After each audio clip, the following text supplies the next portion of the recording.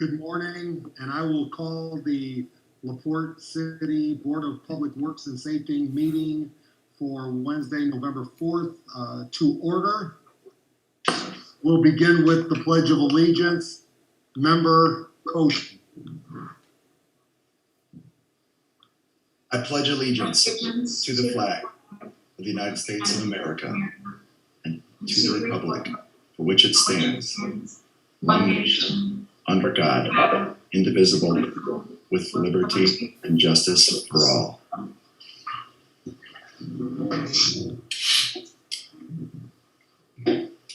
Approval of minutes. Do I have a motion?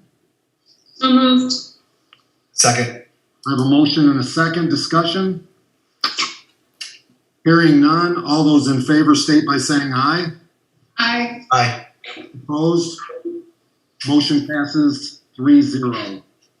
Public comment via Facebook or conference call, and anybody that would like to make the or call on the conference call line, it is 1-800-444-2801, and then press pound 9809-848.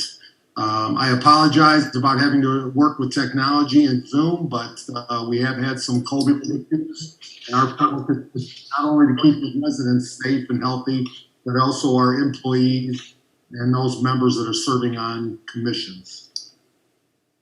So we will check public comment throughout the meeting. Clerk Treasurer Parthoon. Okay, we have payroll for October 30th, 2020 in the amount of $404,591.53. Do I have a motion? I move we approve the payroll. Second. I have a motion and a second. Discussion? Hearing none. All those in favor state by saying aye. Aye. Aye. Opposed? Motion passes 3-0. We have water claims in the amount of $57,135.30. Do I have a motion? I move we approve the water claims. Second. I have a motion and a second. Discussion? Mr. Barthune, I had a quick question. Like there seemed to be like a lot of the overpayment refunds. Was there anything unique that happened? These are, it's a final bill for people, and they paid the minimum water bill when they didn't need to. So it's just refunding what they're owed. Okay. Thank you for doing that, Courtney. We appreciate that, getting the dollars back into their hands. Any other discussion? Hearing none. All those in favor state by saying aye. Aye. Opposed? Motion passes 3-0. We've got sewage claims in the amount of $63,175.82. Do I have a motion? Move we approve the sewage claims. Second. I have a motion and a second. Discussion? And again, we see the NSFs, and that's just normal from people not covering their checks that they're sending in. Any other discussion? Hearing none. All those in favor state by saying aye. Aye. Opposed? Motion passes 3-0. And then finally, we have civil city claims in the amount of $275,294.79. And the only thing really I wanted to highlight was just the demolition of Tidma Bakery on there. I have a motion and a second. Any other discussion? You didn't get a motion or a second yet, Mayor. Do I Sorry. have a motion? Move we approve the civil city claims. Second. I have a motion and a second. I apologize. I was confused when Clerk Treasurer Parthoon interrupted. Any other discussion? Oh, go ahead, Jess. Yeah, on the petrol choice, we've paid out like $15,000 just this month for fuel for the police department cars. Is that monthly or a quarterly fee? You know that, Joni? Oh, she's look. We'll get you an answer, Jess. That'd be great. Any other discussion? Hearing none, all those in favor state by saying aye. Aye. Opposed? Motion passes 3-0, and we'll have an answer back on that before the end of the meeting. Sure. Oh, Joni said she can tell you right now. It looks like it's for 3 July, August, and September. Did you hear that? Yeah, so third quarter. That makes more sense. That's good. We normally pay them monthly, but with the change of personnel down there, I'm wondering if some things just didn't get to her email correctly. So normally it would. Again, you know, the expectation is that number could go up as well because, you know, the demand is for the department to be out in the neighborhoods, out in the community, and being proactive. And I think Chief Breton has made that a focus that we don't have officers sitting at the police department. They are out and about. Great. So, Thank you, Johnny. Thank you, Courtney. let's move to department heads for brief updates. Mayor, Yes. I'm sorry to interrupt. This is Annette. I have Merle Miller who'd like to make a public comment. Okay, before we go to department heads, we don't have any on Facebook. Merle Miller, if you can hear me, if you'd like to share your public comment. Okay, thank you very much. My name is Merle Miller. I live at 111 Roosevelt. And thank you for taking my call. My concern is about Section 6-10, dangerous animals of your codes. And Part A says it should be on the walkway of any person owning or harbor a dangerous animal, and it goes on from there. And Part C says, any person harboring such animal which shall violate this section, with the result of bodily injury or is inflicted upon a human being or a domestic animal at the time and place where the injured person or animal has a right to be, blah, blah, blah, and so forth, shall be fined with $1,000, not exceeding that, and so forth and so on. This, my dog and myself were attacked by a dangerous animal on 10/13 of this year, just 2 or 3 weeks ago, and it resulted in my dog being very injured greatly to the tune of over $1,500 expense at the veterinarians and so forth. Anyway, it says that the person, further, such person having violated this section more than once in any 5-year period shall not own, house, and so forth and so on. I want to make sure that this dog is removed from the area because he has killed other dogs in the past and injured other dogs in the past and attacked my dog and myself on my own property in my front yard. And this dog is a dangerous dog and needs to be taken care of and from the area so that no children or other animals are severely injured. It gets loose and runs around the neighborhood, no tag, no collar, and is uncontrollable. So I want to make sure that this dog is taken care of by the animal control people. What do I have to do to make sure that happens? Thank you, Mr. Miller. This is Tom Dermody, Mayor. And what I will do, Board of Works is really not the appropriate venue for this, but you do have the police chief on, as well as City Councilman Tim Frankie, who really carried the language for dangerous animals. Merle, what is your phone number for contact? 665-1 8-4. Could you say that? Could you repeat that? 365184.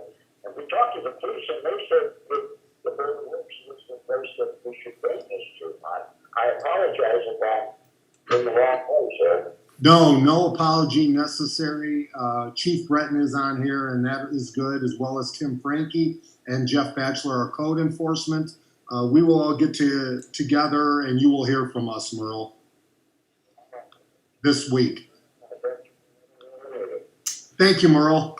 Mayor, did Mr. Miller highlight like where the animal, who owns the animal, or at what address? No, but what we'll do is we'll coordinate with Chief Breton and the animal control officer, along with Jeff Batchelor, and Tim Frankie will probably want to be involved as he's focused on dangerous animals, and we'll get that addressed. If I can add, he's working on that. There's several unpaid fines from several years back on the owner of that. So this is a whole process. He's been working with Nick on it as well. We're aware of it, doing what we can. Great. Merle, we will be in touch.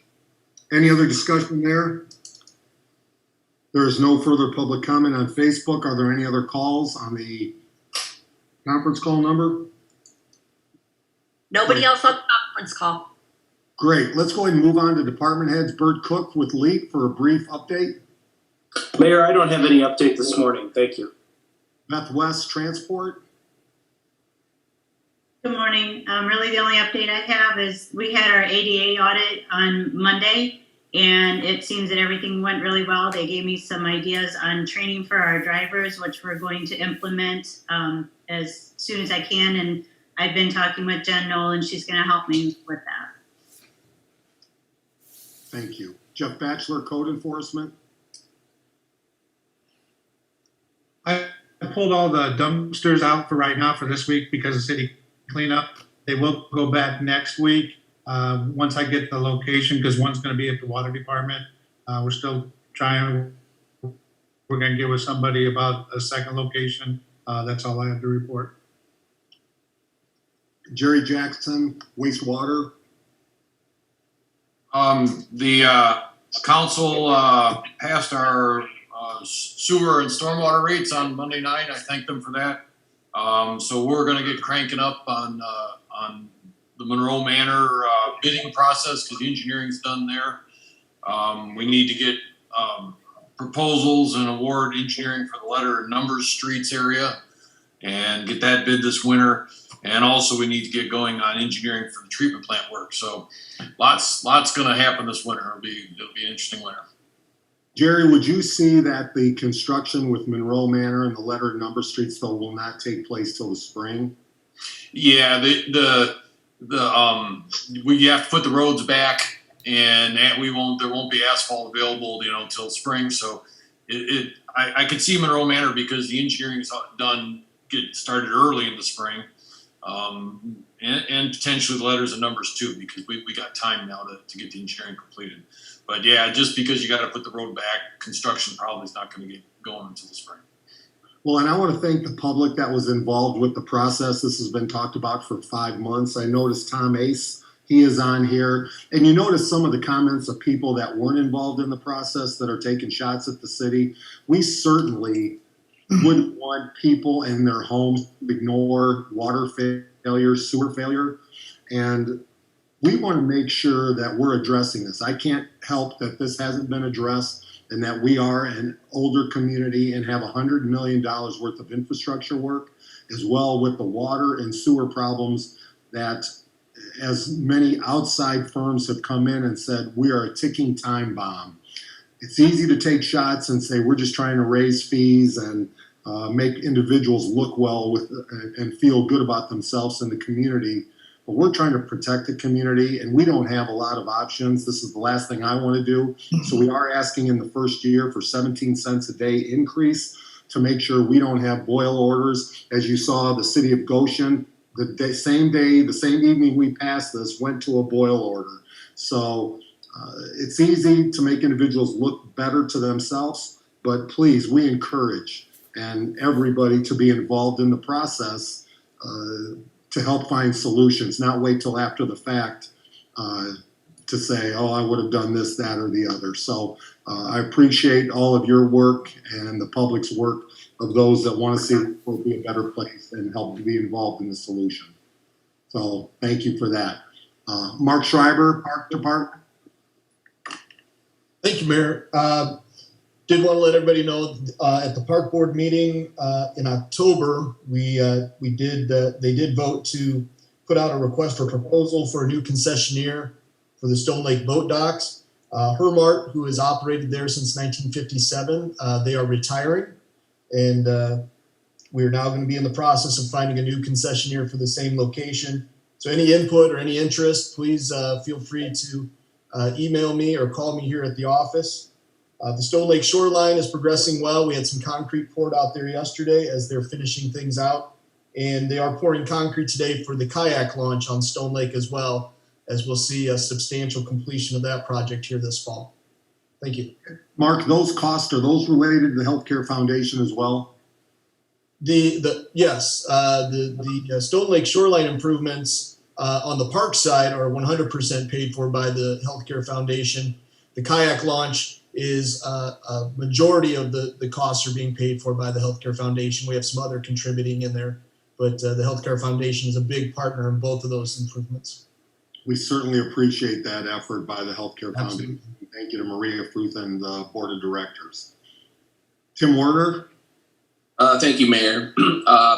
Kind of in the same boat as Jerry. We got our rate increase passed through Monday night, so we'll be busy working on some engineering of some projects.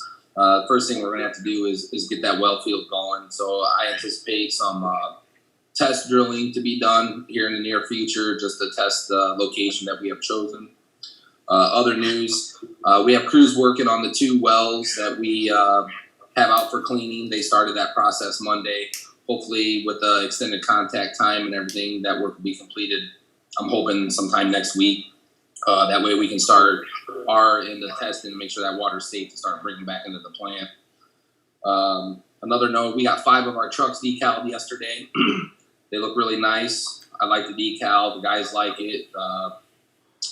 One more thing, the gentleman operator that we had out for COVID for the last 2 weeks will be coming back to work today. Him and his wife both came through good, minimal issues. They both have tested negative now, so we're all excited about having him back and welcoming him back. That's all I have, Mayor. And Tim, I'll do the same with Jerry. The public and my cell phone number, if anybody has questions about the water and sewer rates or want to see the problems firsthand or have a tour, you can reach me on my cell day or night, 363-7293. I'll be glad to meet you outside City Hall whenever you'd like. But if they'd like to also come to your location, Tim and then Jerry, what are the best numbers? Yeah, they can get a hold of me at 219-326-9540, or they can email me at twerner, WERNER, at citylaportein.gov. I'm at 219-362-2354. Would love to take, if anyone's interested in tour, I love taking people on tours. And my email is jjackson@cityoflaportein.gov. Great. And by the way, Tim Frankie, who is also manning, and we appreciate Duneland Media here doing the work for us. Today at 10 o'clock, we will be swearing in the new council person, Laura Konechny. We want to wish Sarah Brown well as she leaves the ward. But for the public and for department heads, we want to give a few minutes. And I know Tim needs a few minutes to get over here. So that will happen at the end of the Board of Works meeting. For those that can make, we'll allow you a few minutes to get over here. And again, just encourage anybody with the water and sewer rates, please contact us. We want you to be involved in our process at all times. Andy Snyder, Fire Department. Thank you, Mayor. Probably a follow-up a little bit in right there. We unfortunately did have our first positive COVID firefighter, and last week, luckily though, all the firefighters that were on shift with him did test negative with contact tracing that we did. came back negative, so we're happy about that. We'll probably talk a little bit more about this as one of the agenda items, because most likely this was a contact for that was made during an incident. That's pretty much all I have right now. And Andy, I want to thank the 3 firefighters. You know, we take it for granted that you're putting your own personal life on the line. And your 3 firefighters knew this individual was COVID positive. He was fighting for his life. And your officers did what they could from a life-saving perspective without thinking of themselves first. Thank you. Breton. Yes, I'll just do a quick update on everybody knows about the shots fired at Mickey's Bar, and we had a drive-by. Detectives are following every lead. They're getting closer. It's just victims are very uncooperative with us. Don't appear to be LaPorte citizens involved. Perhaps some of them are, but the victims were all from out of town. The other thing is we should have bids on for the cars by the next Board of Works meeting. That closed. I don't know how many we got back. Nick could answer that. Also, we have 1 officer who will probably be sworn in by the next board meeting. He went through his psych and the medical. We're just waiting for the psych to come back. They have already given us indication everything's okay. And we have 1 with Academy that is going through the testing now. And that'll put us full staff. However, I was notified of a retirement coming up in March. So probably next Board of Works, I'll ask them start looking to fill that one in anticipation. Other than that, that's all I have. And Chief, we have more access now for our officers out there in the community. And I want to tell you, we are not going to tolerate the shooting from out-of-town individuals that are coming into our locations in LaPorte and participating and not following the rules. And I can tell you, people can say what they want about rental properties and my comments, but I will tell you this. As you see, the majority of your time and where it's spent is on rental properties, especially on Jefferson Ave, whether it's an individual 3 weeks ago beating 2 other individuals with a baseball bat, to what happened this week. Jeff Batchelor and Paul Breton and the teams have done a great job cleaning up, condemning properties on Jefferson Ave. But this has nothing to do with poor people. Let's not spin this. Let's not try to twist it. Let's be honest with what's going on. We have individuals that are combing the streets on Jefferson Ave, living in low-end properties and causing violence and damage in our community, and we're not going to address it. So it has nothing to do with poor people. We want to protect everybody in our community, and this will not be tolerated. Is that fair, Chief? Right, and there's a lot of social media posts that we're not doing anything. There's no patrols down there. Nothing's further from the truth. I talked to several officers today that have put in countless hours, and they're actually locating cameras that we didn't even know we had a few blocks away and gathering the evidence from that. So they're out there. Just because you don't see the police car doesn't mean that they're not out there. And those business entities need to also be responsible for who they're letting in and out of their door. And we're going to be watching that as well. Right. Mayor, so in thinking about some of these incidents, and Chief Brennan, I'm glad you kind of mentioned the cameras that are out there. I wondered if there's even some potential for us to have cameras that might be able to be placed in some of these areas that are hot spots. Put up on a pole and then maybe taken down if the hotspot changes or whatever, to be able to have some additional level of video surveillance. That was one thing I was thinking of. And the second thing was, harkens me back to telling our kids that are older, nothing good ever happens at midnight. And thinking back over the course of the last decades of newspaper articles and incidents where something happened, someone injured, there was a fight, whatever. Generally speaking, I would bet 95 or more % of those happen after midnight, probably after 1 a.m. So it got me thinking about whether or not, whether it's appropriate or there's some potential for us to limit the ability for some of these businesses to be open at certain, and I forgot this incident, I think it was 2:30 in the morning, maybe? The one at Mickey's was, or outside Mickey's was about 3 a.m. 3 a.m. So honestly, I don't know if Mickey's is open till 3 a.m. but and nothing against Mickey's, but any of these establishments, and I can surely speak as one who probably many years ago may have even been out at 3 a.m. But that's pretty late. In any case, I don't know if there's some ability for us to limit some of these businesses to be open extremely late, and whether or not that might be able to make an impact in reducing some of these incidents by not having places for people to congregate. I don't know. Just a couple thoughts on that. Right. Does it have to be an ordinance? Wouldn't it have to go through city council as an ordinance for the timing of certain establishments to close down?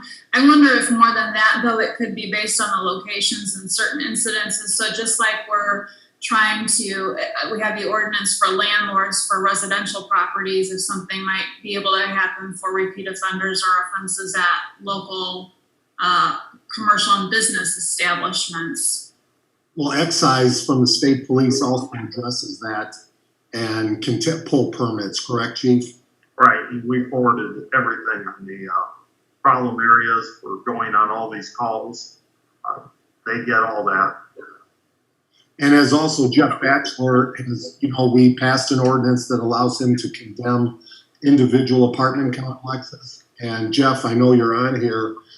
Just to get back, Jeff, I don't know if he's muted. Jeff Batchelor? There he is. Yes. We've condemned, how many apartments have you condemned at 701 individually since the condemnation notice went out to 701 Maple? 2,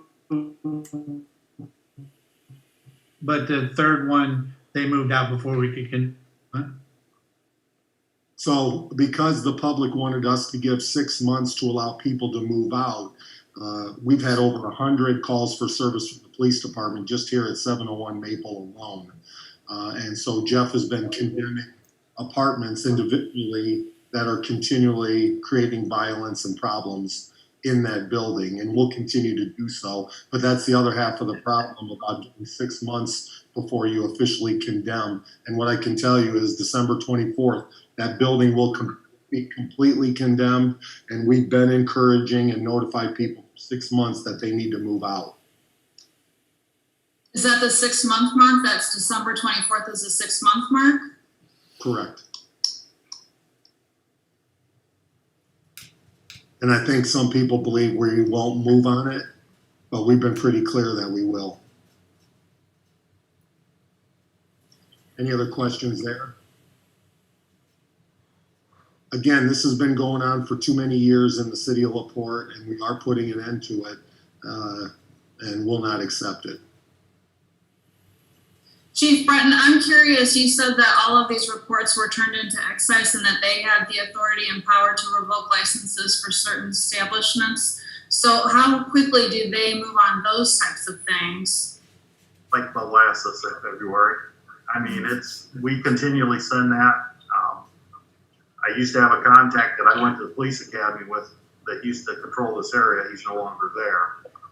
But they're overworked, understaffed like everybody else, but they are aware of it. And Chief, from a perspective of from COVID, you have the inside. Can you share what Mickey's looked like inside the building with COVID and so forth? Right. The video I saw from inside prior to this incident was they were shoulder to shoulder. So, that's a problem when you open the bars 100%, and I'm sure they're all like that. Everybody starts drinking, they start, that's out the window. There's no social distancing. We have got our work to do. Jen Knoll, Human Resource. Morning. I do have an update on the dependent eligibility audit that we completed. I think the deadline for that was October 26th. So we got the report from Impact Interactive. And so that was a really successful dependent eligibility audit for our insurance plan, medical insurance. We had 109 employees with 250 enrolled dependents who were required to complete an online affidavit about their family situations and then also submit verification documents for those dependents. we had 100% of our employees respond and participate. And then we identified 9 ineligible dependents, and that is an estimated savings of $40,500 in the first year, and then savings achieved over 5 years is estimated to be at $162,000. And what was the cost for the group that did the audit, Impact Interactive? I believe it was $6,000. It was 6,000, well worth the 6,000. Well, yeah, obviously. So how often will we have them do this type of audit? I know you said that over 5 years, the savings is $162,000. Will we do an audit every 5 years, every 3 years? I would say probably every 5 years would be worth it. I want to tell you, I want to thank, first of all, Jen for her efforts, the department heads that were following up with the employees, and then as well as the employees taking the time to fill out the proper paperwork, because it wasn't easy, but as Jen and I spoke, there was always one. I was expecting at least one, and there would be no extension. And so thank you to everybody for meeting that deadline. And obviously it was well worth it coming up with this savings. Mm-hmm. Snow, what was the nature of the ineligible dependents? Was it kids that were too old? Was it? There were a couple of kids who actually turned 26 between the time we submitted our list and the time that the audit ended. So it was just kind of an overlap there. There were a couple of divorces or legal separations. So those individuals are disqualified or ineligible from the plan when you're no longer married to the employee. So given these were obviously city employees, were the employees generally accepting of this, or were there some issues with their acceptance of basically identifying that they're ineligible dependents? Not yet. The dependents will be taken off the plan this month. So they're able to get back on the plan during open enrollment, but that would not be effective until January 1st. So open enrollment is set to open next Monday. They will have the opportunity to get these some of the dependents back on the plan if they didn't submit the appropriate documentation. But the other ones who were divorced or separated understood. Thank you. Any other questions? Tom Jen? Casey? Oh, I'm sorry, Jess. Sorry, Mayor. Jen, do we cover spouses regardless, or do they have to prove that they cannot get insurance through their employer? Interestingly enough, we actually offer the plan to spouses regardless of whether they're offered insurance at their employer. However, we did ask Impact Interactive to do a survey of the spouses who have other plans available to them, because we're working on a strategic plan for the next 5 years with general insurance. And one of the, line items that we're looking at is making spouses ineligible to be in our plan if they have insurance eligibility at their own employer. So we do have that data here. In fact, eligible but not enrolled in their own employer's plan, there were 32 identified. That's a pretty significant number if we say that 9 people saved us $40,000. Yes. Okay, thank you, John, I appreciate that. You're welcome. Tom Casey, City Planner. Thank you, Mayor. No update from Planning and Development today. Nick Minnick, Engineering. Street paving is going well. We have, touch-up work here and there. Ruth Riley's been on that. South Haven neighborhood especially. We are starting on what we call kind of the big three, which is Woodward, Chestnut, and McCollum. These were 3 that were part of our last application that included full depth pavement, and then we also were able to start looking at doing some additional curbs and sidewalks and things like that. I think important to note, we talked a lot about water and wastewater increases and what that means in projects. And these are the types of projects in our asset management program. We're now at full depth pavement replacement. And we're able to start doing more with underground utilities and things like that. So I think timing is really great, where we're able to maximize our paving projects and utilize utilities to make sure we're getting complete projects done and not just maintaining the pavement, but doing everything necessary for a street. So kind of excited about that and hoping that we can provide the absolute best infrastructure for the community. So that's kind of the paving wrapping up, a lot of construction wrapping up, and getting everything planned for next year. Nick, I just want to say thank you for all the work that you've done. I know people will still, and Mike Fraze on the street department, I know people can find roads that still need to have work done. We all can find those, but I hope people recognize the roads that have been done on limited funds, limited dollars. If we didn't have the wheel tax, basically there'd be $150,000 to do roads. And at $150,000, you'll be lucky to repair a mile of road in the city of LaPorte.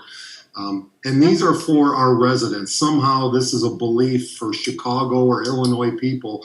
All the projects that we're doing, while we want to grow our community, these are for our residents. We want the residents that have complained for years to say that there's nothing to do here. There's no good roads, everything. We don't have walk paths. Everything. These are for our residents. And again, if people have questions, they can call us direct. But Nick, you're making great progress, and thank you. Yeah, and I think it's important for people to remember when we're paving these roads, we're using wheel tax dollars and trash impact fee dollars, and then we're matching that with state dollars. So every dollar that people are paying in either wheel tax or trash impact fee is then multiplied by at least doubling it, if not multiply it by 4 when we're using federal dollars. So those dollars are getting used wisely. They're not going for anything other than the streets, going right into the streets. And the good news is, and you and Bert Cook don't want to talk about it, is the Flaherty and Collins project that is moving quickly and going well. And it's amazing that we have residents in our community that are already putting their name on a wait list so that they can move in there. So it's a great option for our residents that are already excited to potentially move in there. Courtney Parthune, you've got some big things going on. We do. So our drive-through opened today at 8:30 a.m. We're really excited. I have yet to hear who our first customer was in the drive-through, but everything is wonderful. It's exciting. I know that Jerry Jackson and Tim Werner are excited as well. So it's something that Joni and Jerry and Todd and Tim have probably been thinking about, dreaming about, I say, for a long time, and it's actually here. So we're really excited, and we're excited for the residents to be able to see our faces again throughout this whole pandemic. So there's video and radio capability. You can talk, you can see, you can, it's just like you're right inside City Hall. And now people don't have to get out of their cars out front, walk, especially in the colder weather. And I'll get some dog biscuits for the little dogs that come. I love that idea. Ew, I'll contribute to that, Courtney. Great. Oh, that's awesome. Great job. Okay, I think that covers all the department heads. Mike Fraze, I think, is out on the road. And any other further questions by our Board of Works members? I think it was extended, great information on all the good that's happening. And I just want to reiterate, from west to east, all the good things that are happening in the city of LaPorte to make it that special place so we can't be 30 by 30 and bring many of those young people back home that grew up here, that their family is here, and we're giving them a reason to come home. So thank you. If you do not have any information or do not have an item on the agenda for department heads, have a great rest of the day. You can leave the meeting. So we have new business 2021 holiday schedule. As you see in front of you, Annette Leffler is on the call as well in case you have any questions. but this is the updated schedule for 2021. So I do need a motion to pass. So moved. Second. I have a motion and a second. All those in favor state by saying aye. Aye. Opposed? Motion passes 3-0. Nick Otis, request approval for obtaining 2 appraisals on a parcel ID. Marianne, will you be speaking on this? What is this about? Obviously not, because I don't know what it is. Not a problem. I'll tell you, we're going to hold this one, and because Nick had to leave for the election portion, address some things which I think was the priority. Mayor, I asked Nick about the parcel. It's 607 J Street. That's all I know because I asked him yesterday. I'm going to allow Bert Cook if he could be involved with this. Yeah, thank you, Mayor. So we need to get, we've got a couple easements along J Street that we're considering relinquishing, and I think we need to get start the process by getting, obtaining the 2 appraisals for that area. This is something we had a conversation with Beacon as well as LaPorte Hospital, and both have been supportive. So you need a motion to approve for the appraisals? That's correct. Do I have a motion? So moved. Second. I have a motion and a second. All those in favor, or any discussion? Do we know what department is paying for that or where it's coming from? Courtney, that I don't know. I would, Nick would probably, I'm sure Nick has worked through that, but I don't have that information in front of me. So can we have a motion that will approve the appraisals once we have confirmation where those dollars will come from? Would you like to amend your motion, Mr. Kosher? Yes. Do I have a second? Second. All right, so I have a motion to amend that we will obtain 2 appraisals. We will confirm where those dollars are coming from for the approval of the appraisal. And any other discussion? Mayor, so exactly what, when we're in relinquishing those easements, I guess I don't know if I missed the document. I don't recall seeing that kind of defining.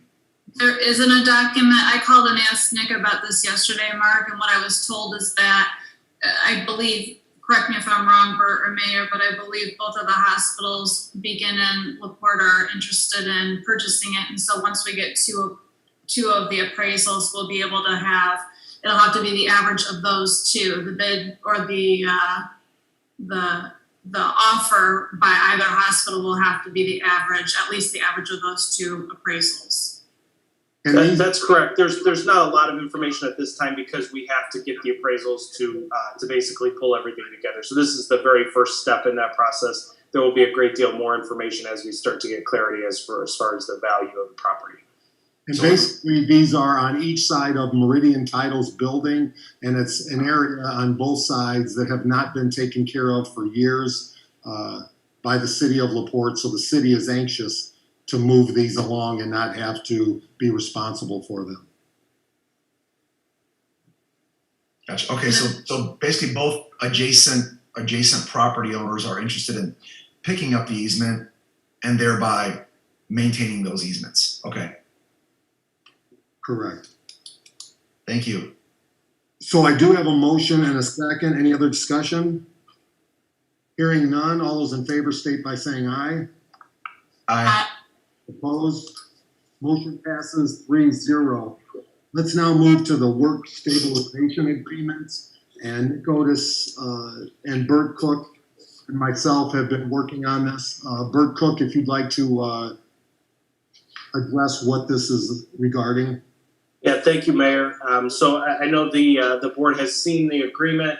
Just to give you a synopsis of this. So in regards to the Flaherty & Collins project, the banks, this is an agreement that involves 3 parties. That's Flaherty & Collins, the Indiana-Kentucky Regional Council of Carpenters, and ourselves at the City of LaPorte. The agreement lays out, it discusses the project and the process for by which complaints will be handled.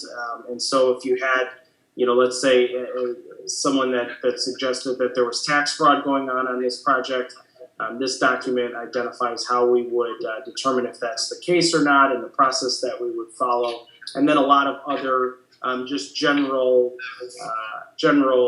characteristics of this particular site and how all of the different local and non-local contractors will interplay with one another while on the site. So the goal of the document is to have a safe, efficient, effective construction site. Obviously, this is a major project for us, and so this document helps us to make sure that will happen and that everyone will act appropriately and work together to get this project built in an efficient manner. And I'm glad, because I wasn't sure that this would have been signed. It wasn't easy, but I appreciate all parties involved to get this done. And the city is directly involved now with any processes.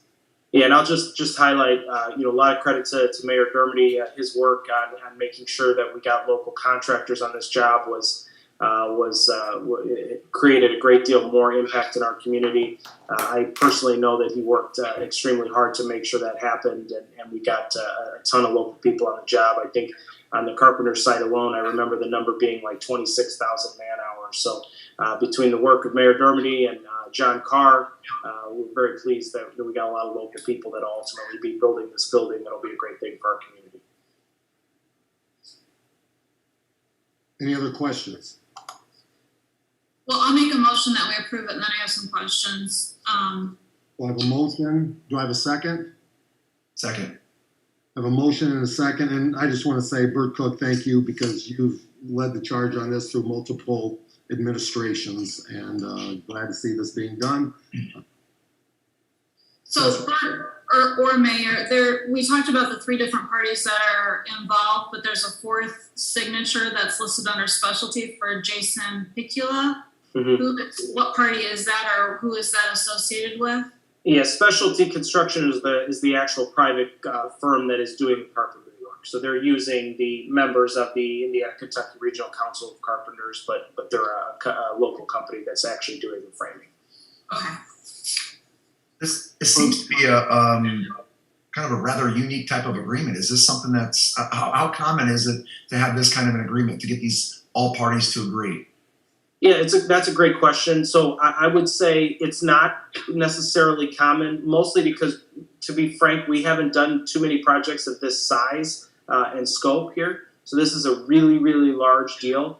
And in a deal like this, I think of this size, you'll see agreements like this just to, protect all the parties and make sure that we have a clear understanding of what everyone's role and responsibility is. So I think this could be, Mark, I think to your question, when we start to talk about best practices, this could be something that we definitely look to utilize in the future as well, because I think it does a nice job of providing clarity as to what role each group fills in this general process. But we haven't done something similar before, or at least when I've been here. I think mostly because of the size of this project. Gotcha. Okay. Well, I really applaud everybody involved. I mean, just because it's a unique type of contract that just in my own kind of recollection of various experiences, it's been issues come up, and then you're trying to figure it out while the plane is flying versus having this all set up. So this is really well done. Yeah, thank you. So I do have a motion and a second. Any further discussion? Hearing none, all those in favor state by saying aye. Aye. Opposed? Motion passes 3-0. Thank you. Jen Knoll, 2021 insurance renewal. Yes, we've got the request for proposal summary that was in your packets. We've got in the columns the current, which is 1/1/2020, the renewal, and then the revised renewal. We do have Craig Menney from GIS on the call with us as well in case you have any additional questions. But the renewal looks really good. based on Craig's calculations, I think it was close to like a 1% increase, which is excellent. So just asking for your approval to move forward with the renewal for next year. And if there are any questions, then Craig is on the line as well. Before we take any questions, do I have a motion? So, second. Motion and a second. Discussion. Craig, thank you very much. You've worked hard. Just remember, we don't want to let him know that 1% is good. It's too much. Just say that to keep Craig on his feet. But great job. Are there any questions by members? Craig, anything you'd like to add? No, thanks, Mayor. And yeah, it's obviously a privilege to serve the entire team and excited about everything going in the community. I just want to add that 1% is it's much better than the average, particularly given COVID. The health plan through the month of October has incurred about $83,000 in COVID expenses. And when the renewal was calculated coming into this year, COVID wasn't even on the radar. So fast forwarding into 2021, knowing that is essentially a new virus that we're all dealing with. Yeah, we're very, very pleased with that 1% increase. And then the final piece is that part of our stop loss arrangement does provide for the return of premium if the group performs well. And so we're on kind of a run rate there. Even that 1%, there's a very, very good chance of us getting that money back. So ultimately, I would expect to be holding costs in the coming year. Well, and again, when we're trying to hold on to quality employees, when options are out there for them in the private market, we're able to do that based on our benefits package that both you and Jen have worked on. And so we need to be competitive and have a quality plan to keep the people that we have here. So this is great. Thank you. Any other discussion? Jen, how has stop loss been for 2020? Have we had larger incidents or claims that have made us pay out more than maybe we budgeted, or we're in line with what we budgeted? No, we're still under projected. That's great. Yeah. Okay. So just along those same lines with the stop loss, so can you help me understand, just when we're looking at those specific deductibles, the aggregating specific deductible, like how does that relate to the deductible, which hasn't changed? Craig, I will allow you to answer this. It's a little beyond my wheelhouse in terms of explaining it. Yeah, no, absolutely. Great question, Mark. So the specific deductible relates to the risk that the city's retaining within the health plan for every single individual covered under the plan. So obviously it's $100,000 per person. So from that perspective, right, the city really is the primary insurance company. We're just buying excess coverage. That aggregating specific is essentially, it's an umbrella deductible that goes over every single one of those $100,000 deductibles. So to explain this maybe simply, you've got, let's say we have two individuals that have $115,000 claims. The first $100,000 be satisfied with the individual deductible. The next 15 goes towards that aggregating specific. So it's sort of an umbrella that calculates on top of that. Once that's satisfied, then stop loss coverage would kick in. The reason we have it in place is we get a dollar for dollar offset. So we get basically $120,000 reduction in premium to take on that risk. And in a year such as this, we're winning because we haven't breached that aggregating specific deductible. So it's kind of there's no way to lose in that case. Okay. Thanks for explaining that. Yeah, I didn't quite really understand how that relates. Yep. Any other questions? Hearing none, I do have a motion in a second. All those in favor state by saying aye. Aye. Opposed? Motion passes 3-0. Noel? Yes, I've got another request. This is a temporary request for PTO rollover for our employees. With the challenges that we faced this year with COVID and schedules, a lot of our employees have not been able to utilize their paid time off or their vacation. So I'm asking for, typically the PTO, you have to use it or you lose it by the end of the year. So I'm asking for your permission to roll over PTO for a maximum of 1 week, that they can roll over from 2020 into 2021. And they would have to use that 1 week of vacation by the end of 2021. And that would be 35 to 40 hours, depending on your work schedule. Do I have a motion? So moved. Second. A motion and a second. Discussion? So Jen, you're gonna be tracking that through HR, because that gets to be kind of an accounting nightmare a little bit, Courtney, as far as putting a dollar amount on those people who have and haven't used that to accrue the benefit that we pay out. We can track that on our Keystone payroll system. Okay. Yeah, so we know if they have that bank, and then whether they use it by the end of the year or not, and then we'll just add that back to their bank come January 1st, 2021. Courtney, has Keystone confirmed that they can do that with this specific issue?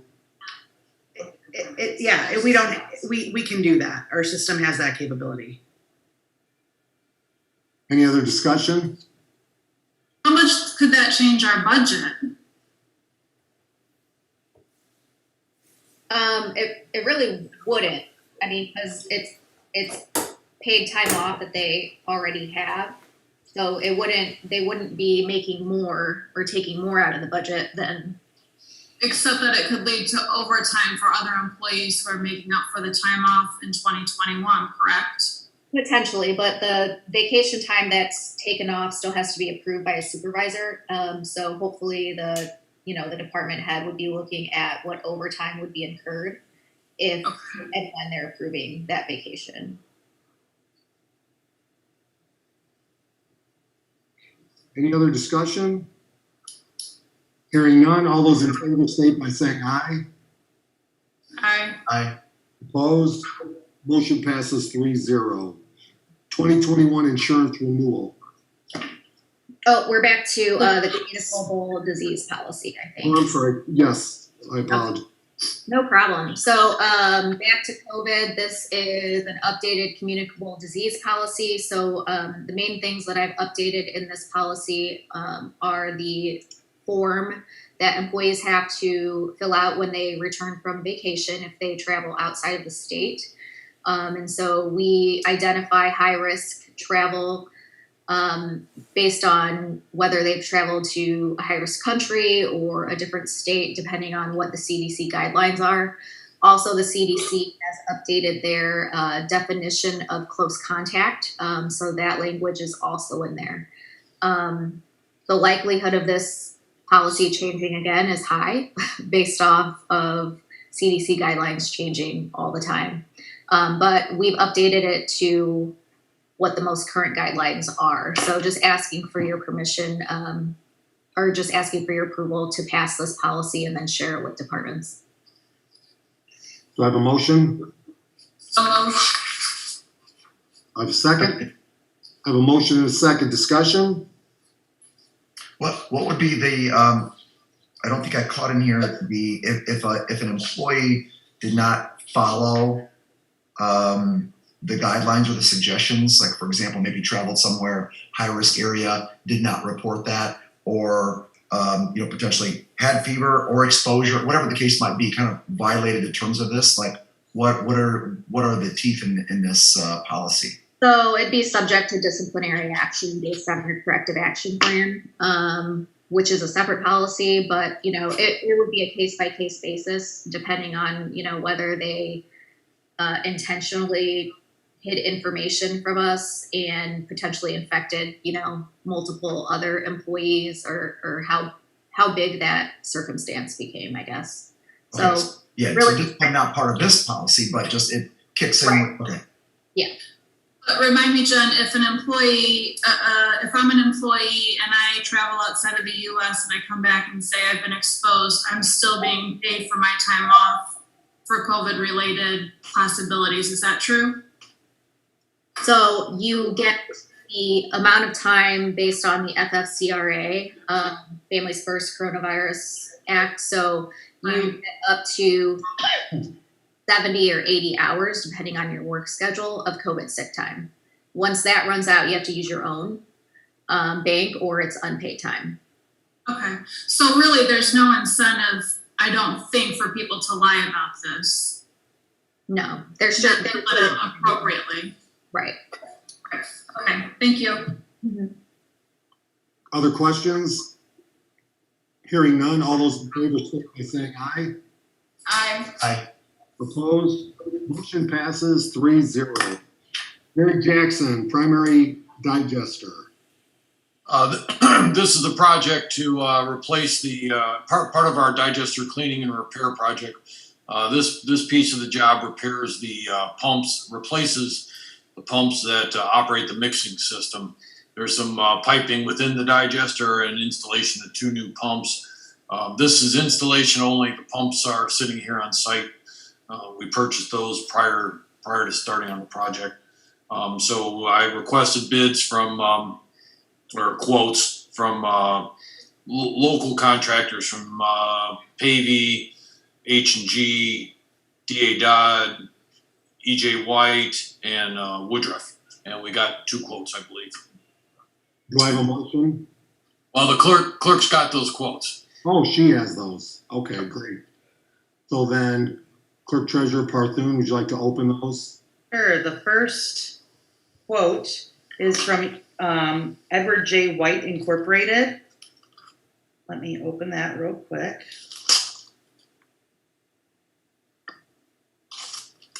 I just looked up to see if I unmuted. Sorry. That would be $105,987, 105,987.00.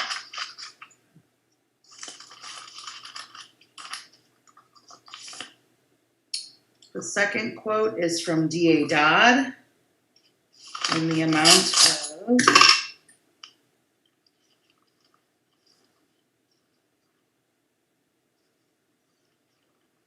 $119,920, 119,920.00.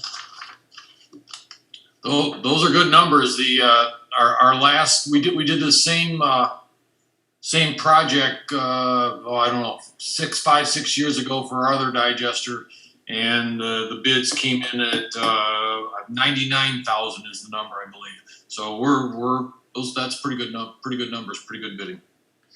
So do I have a motion to approve based on legal as well as what I'm going to say engineering approval from Mr. Jackson? So moved. Second. I have a motion and a second. Discussion. And Jared, these dollars are already planned for these dollars. They are. This is out of the treatment plant's capital fund. Any other discussion? Hearing none. All those in favor state by saying aye. Aye. Aye. Opposed? Motion passes. Thank you. Mary Ann Richards, open Good quote morning. demolition, which I love to hear. I sent out electronically quote packages to 5 contractors, and the clerk treasurer's office has copies of the email and the read receipts or the delivery receipts.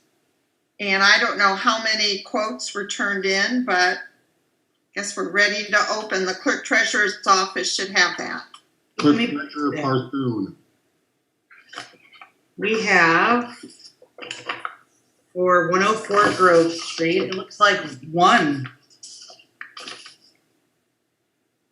quote. This is from Pavey Excavating.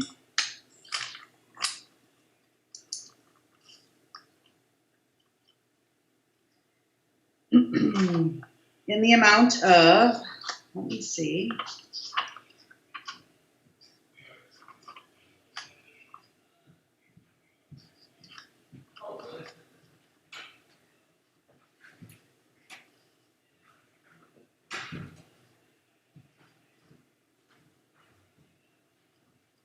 Maybe it's on the last page.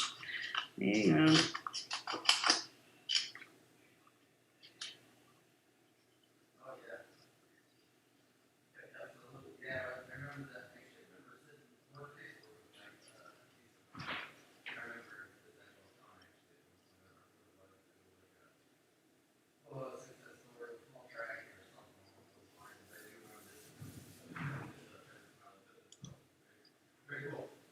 All right, no, it's not on the very first page.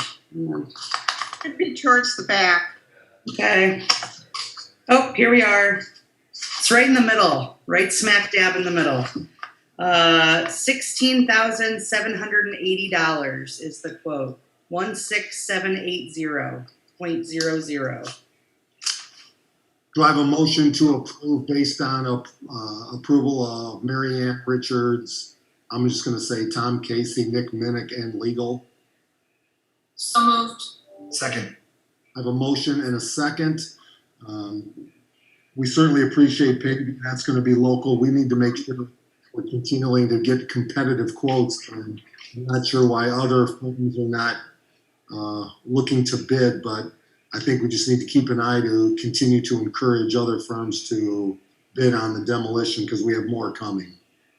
I did hear from Brent King of Brent King Trucking and Excavating. He sent me an email and said he wants to stay on the contractors list, but he's got too much work right now to be able to get to any demolition projects within the next couple of months. Any other questions?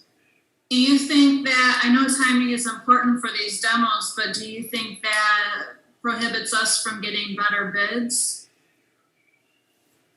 I have no idea if this $17,000 range was about where you thought it would come in, Nick or Marianne.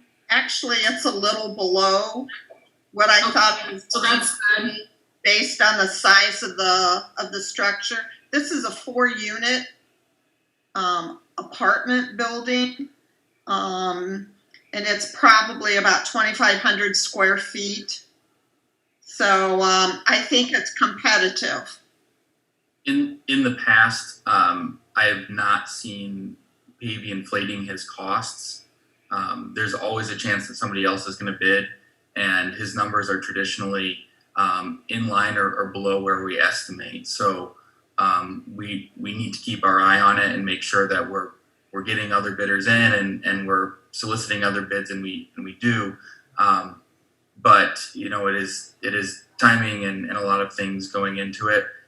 And we can, you know, just make sure that we're keeping a good competitive price with these demos. And again, I think this one is right where it needs to be, or probably actually a little below where we anticipated. Okay, that's great to hear. Yeah. Thank you. And what happens with the property after it's demoed? I put a lien on the property. Or the city, through my office, will put a lien on the property for the amount. What we're going to do is lien the amount of demolition as well as the amount of the asbestos testing and any remediation that goes on with the property. But we'll be encouraging development there. If it's big enough, if the lot is big enough. Perfect. Any other questions? That money's all coming out of CDBG money, right, Marianne? Correct. For all of it, the demo, Yeah. the asbestos, everything. Thank you. Hearing no other questions, all those in favor state by saying aye. Aye. Aye. Opposed? Motion passes. Modification to grant agreement. I'm going to suggest that Member Kosher abstains from this vote.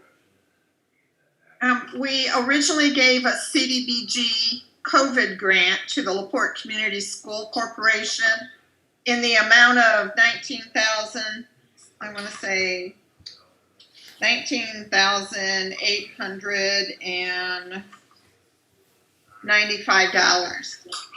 And they were going to put Wi-Fi hotspots at 3 schools within the city of LaPorte, primarily in low-mod areas at Lincoln, Haleman, and Riley.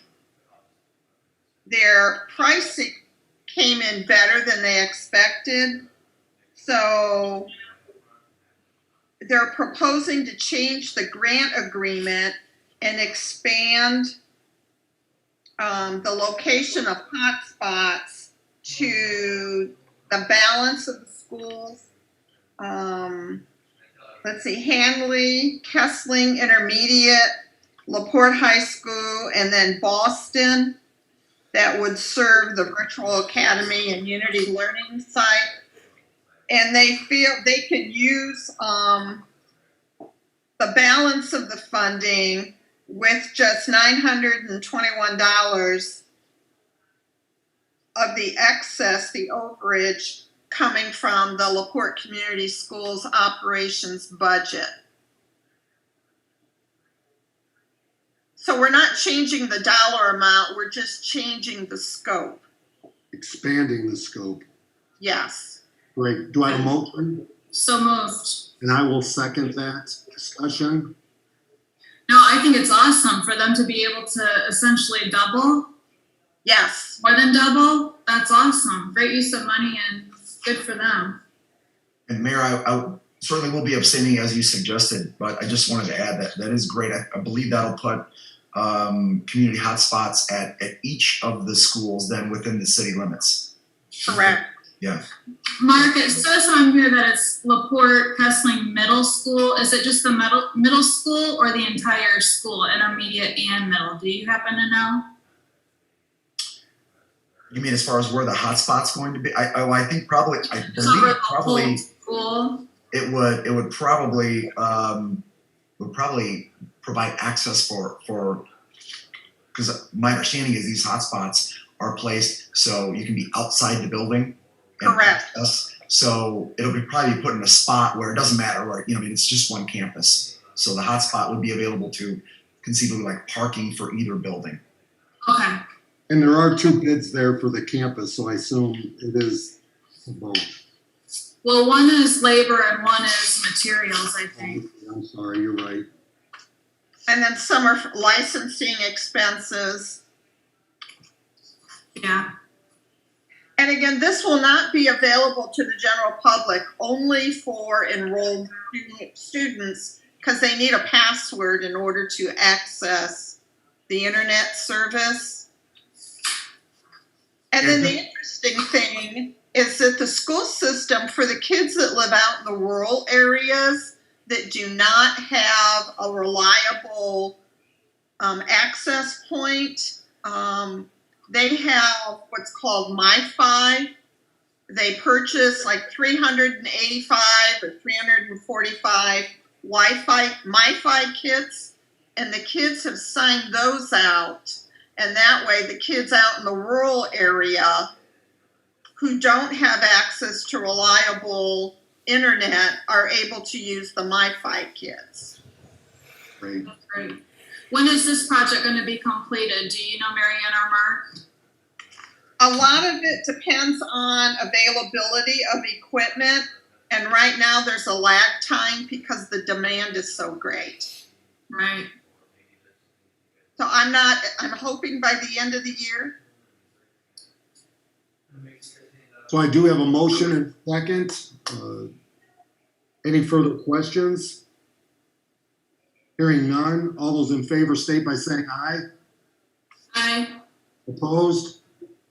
Motion passes 2-0. Member Mark Kosher is abstaining from this vote. Thank you, Mary Ann. Nick Minnick, police vehicles bid recommendation. We did open bids for police vehicles on Friday. We received 1 bid. We didn't expect to receive a lot of bids. We want to try and keep police vehicles consistent as far as make and models for ease of maintenance and other things. That bid did come from LaPorte Chrysler. For 10 units, the base price per unit was $29,292. And then with 14 trade-ins, the total would be $279,920. This is the price we kind of anticipated. Talking to clerk treasurer's office and mayor and others and police chief, we're not exactly sure how many and when these purchases will be made, but we would recommend acceptance of this bid, and then in addition to that, giving hopefully the mayor the authority to finalize once the the dollars are available in there. So do I have a motion? So Amount with allowing the mayor and myself to make an agreement if necessary, correct? So moved. Second. I have a motion and a second discussion. And one of the things I really think we need to look at, and I know Chief Breton is still gathering information, is on the Tesla option. While the cost is a larger cost up front, the payoff over the years and over the 5 years, and I think Chief is still on here. You're still gathering that information, correct? Correct. We're actually going to try one out here soon. See how we like it. Before Chrysler has a used one. We're going to see how that works out for us. Departments are going countrywide with us, so it's the future. Jess Romine has offered to test it out for you if you need to fool around. As long as I get to use the lights and the siren, I'm all about it. You know, the department with a power plant needs one of those too. A solar power plant needs one of those. Good point. So we're looking for money to pay for this. Is that why we're giving it to the discretion of the mayor? We're looking for the funds for this, like whether it come from. Yeah. Go ahead. So we've been throwing this around, Joni and myself and the mayor and Nick and the IFA and the State Board of Accounts on a recent CARES Act webinar, I guess training that I was on, advises for us to just capture all of the money right away for the CARES dollars, the $701,110 that we were allotted. And we can do that through reimbursement of police and fire payroll, as we've previously discussed. So we've got, once we are able to capture that, we've got some kind of decisions to make or some wiggle room there. So we may be able to pay for some of these outright. We may not have to do a lease purchase agreement with Indiana Bond Bank. So we just want to kind of look at all of our options as it relates to that, how we can spend those CARES Act dollars once we get all of those monies reimbursed from the IFA through police and fire payroll, which we are working on right now.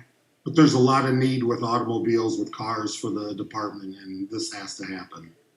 So, well, that all being said, are we premature in approving this since we don't know yet exactly how the funding will work?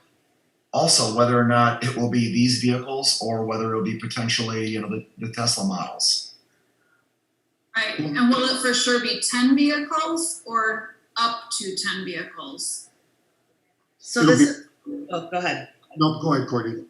So this, in the 2021 budget, I can tell you that we have appropriated money in the CCD fund to pay for a certain, we didn't know what amount or what number of police vehicles that amount that we appropriated would pay for, which is why we want to look at CARES Act dollars to see what we can do.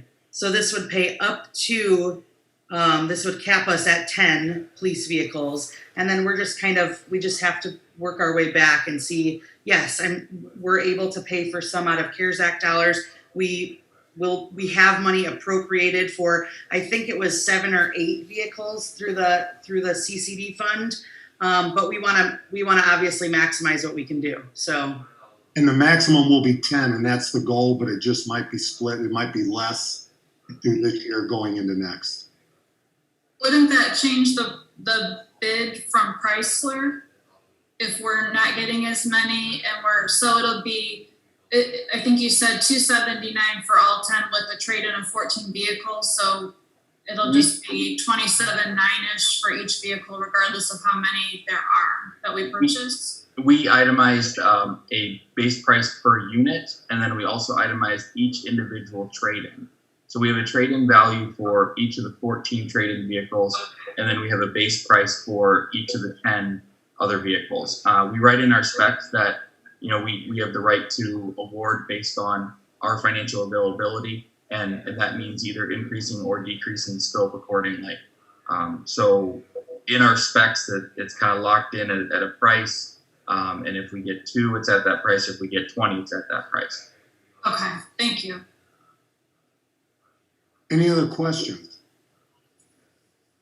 Hearing none, all those, Mr. Kosher? So do we know roughly that, so the Tesla option, do we know roughly where those vehicles come in price-wise? I'd imagine, I'm going to guess, well, obviously they're going to be more.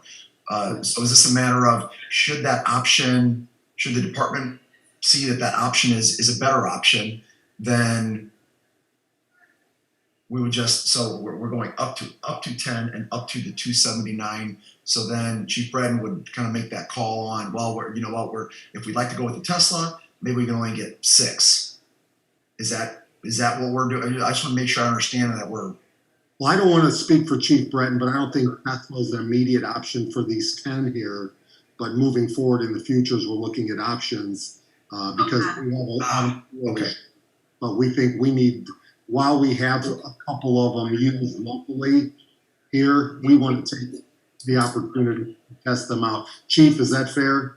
Yes, that's correct. And Nick, we would have to, there'd be a whole process to get those, and I'd also like to see if there's some money out there to assist in that.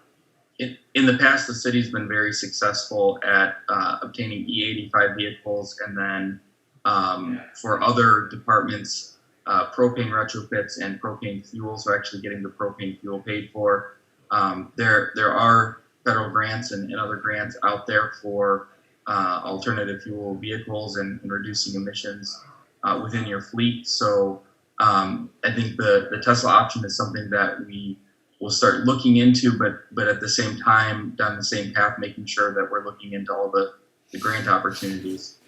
When we talk about alternative fuel vehicles, usually they end up being a very good option when the difference in the price. So if the Tesla, whatever the difference in the price of the Tesla over the, say, $29,292 is, usually we try and get that difference paid for with one of these grants, or at least 80% of the difference paid for with one of these grants if they're applicable. So we'll continue to look at that route. I think if we're seeing really good things, then your recommendation here would allow the mayor to say, okay, maybe we only need 8 right now because we think that next year we could get 4 Teslas, or maybe it's go with the 10 and then keep looking at where we can get some other vehicles and start modernizing the fleet and improving the fleet. So any other questions? So this is not necessarily, sorry, I'm getting hung up on this, but we're approving this up to this amount on these vehicles kind of for immediate need. So this is not going to be kind of an open sort of open checkbook for potentially 2 years or anything like that. This is immediate need to get these vehicles in ASAP, which is highly unlikely to be any of the Teslas at this time, right? The bid was written specific to a vehicle, Nick, correct? It was written specifically to, yeah, it wasn't written. Okay, so that's the part I think I was just getting confused. Okay, sorry about that. We want to make sure that the chief is looking at the option that some departments in this nation are going to, which is the Tesla. And as a separate item, I just want to make sure while we have access to one locally, that we take advantage of that. Okay. Yeah, I agree. And I think it's important to clarify, and I'm glad that you asked that question, Mark, because I think that the Tesla option does sound really promising, especially if there's grants to cover 80% of it, and then you can get grants for the fuel, and the return on investment of a Tesla versus the other vehicle is going to be much greater. Then it really sounds like the path we need to go down, but right now we have to get new vehicles. We can't wait that long for that entire process to take place. Okay. Yeah, that's okay. So that's recognizing the need for the vehicles ASAP, but yeah, okay. So that's where I was getting a little confused there. So me too. Thanks, Mark. In my I think over 6 years here, I think this is the 4th time we've bid vehicles. So we have been pretty consistent about replacing a certain number of vehicles either every year or every other year. So 10 vehicles is very important to the fleet right now. But we're consistently having turnover and bringing that fleet up to standard. So we'll continue to look at things, but we don't want to get behind and miss out on making sure that we get the 10 now and 8 now, 9 now, whatever we're able to afford right now, and then continue looking at what we can do for the police vehicle fleet in the future. Nick, do you bid out for all vehicles regardless of what department it's for? I'm just curious why it's not Chief Breton looking at bids. Engineering department really has the ability to go through the public bid process because we do it the most. So we end up helping out other departments. That's one of the roles of the engineering department, is to serve the other departments within the city. So when asked, we do procurement for other departments. If a lot of times other departments will also go to the QPA and maybe purchase something off of there, vehicle-wise, to get a pickup truck or something like that off of the QPA. So it all depends. We just, like I said, try and serve the other departments the best we can. But I will tell you, this is not something that's normal in other larger communities, and something that Nick he's being kind that he's done. But again, with our tight budget, we don't have the capability of having a purchasing department right now, and he's stepping up, but he's got enough on his plate that he really doesn't need to be worrying about these type of projects. I'd like to add too that the QPA, we actually buy these through bids. The bids that Nick puts together, he always beats the QPA.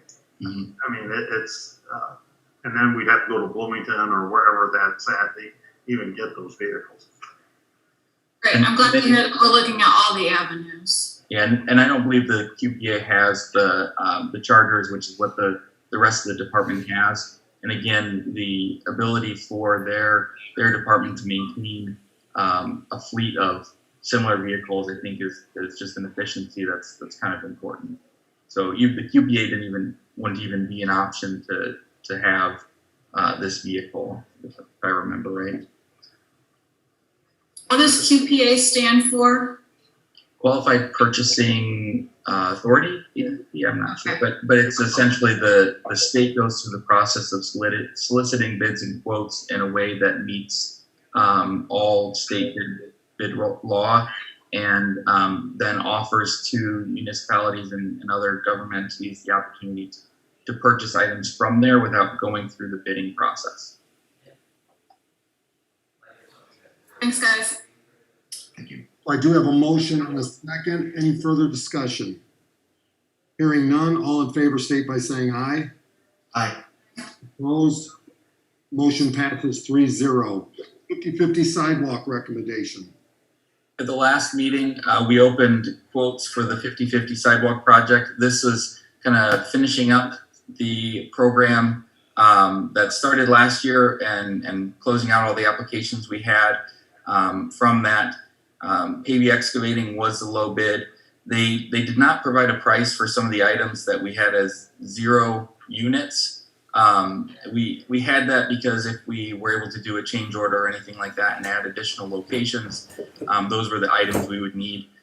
Even with that, I think the lowest, most responsive and most responsible bid was KB Excavating at $7,170. I would recommend approval in that amount for KB Excavating for the 50/50 sidewalk program. We have a motion. So moved. Second. I have a motion and a second. Discussion. Hearing none, all those in favor state by saying aye. Aye. Opposed? Motion passes 3-0. Chief Snyder, request to purchase Lucas automatic compression units. Thank you, Your Honor. I've submitted some information to the board on some units that we would like to consider purchasing. Spoke to Clerk Treasurer Carthune about this about 2 weeks ago. What these units are, is they are, during the active CPR, they will automatically take care of the compression part of CPR for us. LaPorte County EMS moved into purchasing these back at the start of when the pandemic started, and they've been using them pretty regularly since. As you're probably well aware, our units usually arrive on scene prior to EMS on majority of the calls. So if we were to use these, we'd be waiting on the ambulance to get there. Clerk Treasurer Parthun thought that this would fit well within the parameters of the COVID money that was allotted to the city and could be used towards that. As I said, this was a couple of weeks ago to kind of hammer that point home. As I mentioned earlier in the meeting, one of our crews was called for a full arrest for a COVID patient. During that time, they became very well involved in the 30 CPR, and unfortunately, a few days later, one of our firefighters was diagnosed positive with COVID. So, can't conclusively say that's where he got it, but it sure does look like it. It kind of, again, hammered home that these would be some units that we definitely could use moving forward through this pandemic as well as beyond. They work well for EMS, but again, we would like to have them there on scene as soon as possible for the benefit of the patient, for our personnel in particular, so that they're a little bit less hands-on, especially with those types of patients. But they can be used for any CPR patient. We would ask that we be able to put one of these on each of our 3 frontline engines. The quote that I've turned into you shows $15,215.52 per unit. And as I mentioned, Clerk Treasurer Parthun was well aware of this even prior to the incident that I spoke of, and was supportive of it to bring it to the board to maybe look into this. Do I have a motion? So moved. Second. I have a motion and a second discussion. Andy, I think this is a smart thing, and I know Clerk Treasurer Parthun will maximize the amount we can use from the COVID dollars. We have to keep our people as safe as possible, especially those on the front lines that are doing their part to keep our community safe and healthy. Andy, I'm curious why you don't want one at each station. Why not 4? Actually, that's the way it does work out. Jessica, is one at each station. Okay. We have one frontline engine at each station. There's the 3 stations. The actual towers runs with the front engine at station 1, but it usually does not run medical calls unless that engine is not available. So I think that with EMS, having all of their ambulances fully equipped with them, I think we're going to cover the bases quite well here. And I have been in contact. Actually, that's where these contact information and quotes were set up through the Porte County EMS. We work closely with them. That's why we want to go with these units, because of the same units that the ambulance are using. So it's quite interchangeable in case, whatever situation may arise, that we would use theirs or they would use ours. So for the provider's safety aside, do these units work? I'm wondering if they work better than the actual EMT or fireman who's there on site. Like, do these work better than personal physical CPR or chest compressions? Actually, Mark, yes. The word we're getting back, our crews have been involved in a few of these CPR incidents where EMS have put those on and used them, and they've indicated that it gives a much more consistent pressure, as well as for the person. It's set for the person when you arrive on scene. Short of the story is, I hate to say it, but they do a better job than what manually can be done by a person.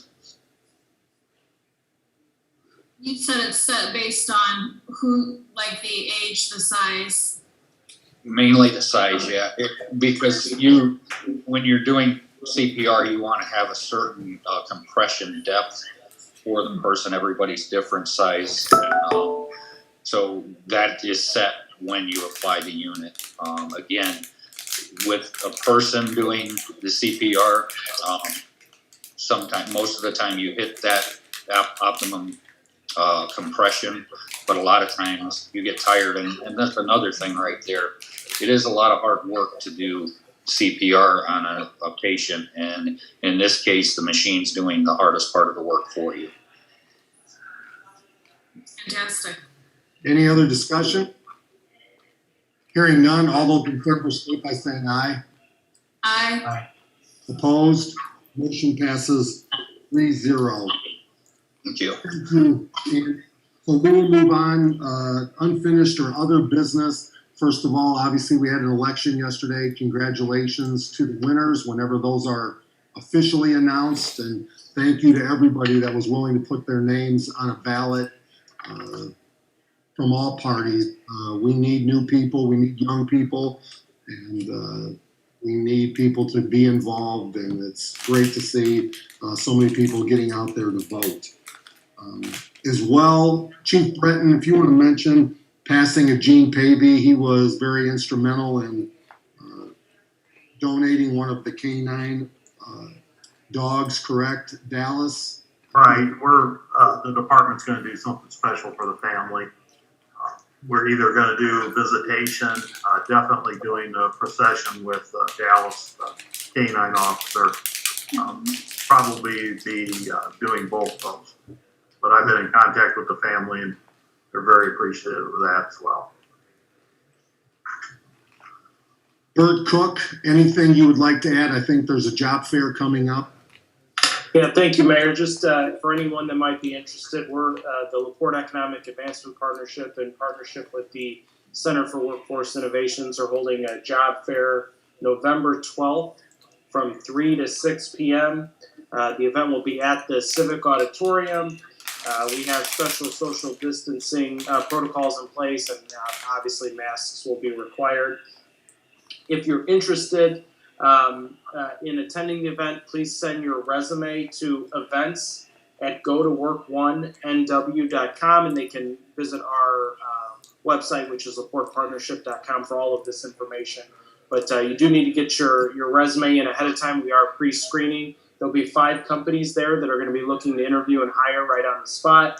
American Licorice, American Rental-It, Corsicana Mattress, EPAC, and Jaeger Unitech Ceiling Solutions. So you got a number of employers within our community that are actively looking for large numbers of people as we speak. So it'd be a good opportunity for anyone who's interested in finding employment.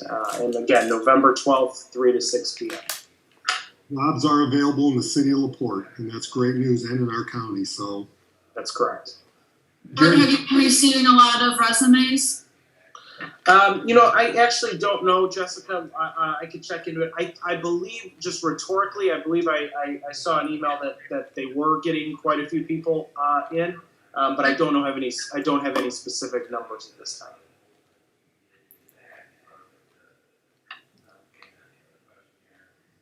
Jerry Jackson, we have one question of public comment here. Philip Justin Anderson, when will you let people know when you're going to fix the roads and sewers and water lines on Lawndale Avenue? We will definitely keep people updated on social media, but Jerry, if you want to add to that.